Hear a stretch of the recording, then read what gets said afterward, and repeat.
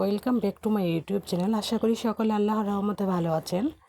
আজ স্বাস্থ্যটা খুব একটা ভালো না, সারাদিন কোনো ভিডিও দিতে পারিনি, তো শরীরটা খুব খারাপ লাগতেছে। তো ভাবতেছি একটু টক খাবো।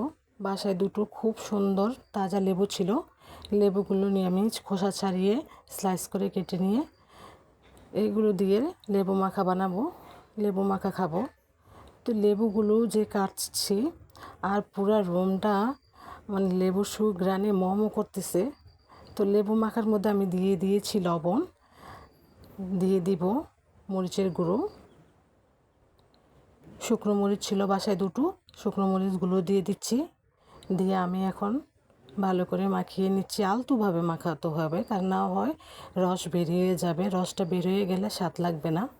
তো আমি আলতোভাবে মাখিয়ে নিয়েছি, কোনো প্রকার রস বের হয়নি।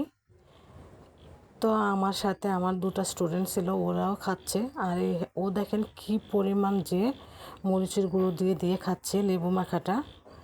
আর এটা খুবই স্বাদ, আপনারা একবার খেয়ে দেখবেন।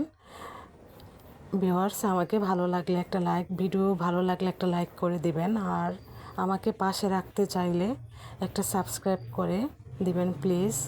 আজ এই পর্যন্তই। আল্লাহ হাফেজ, ভালো থাকেন।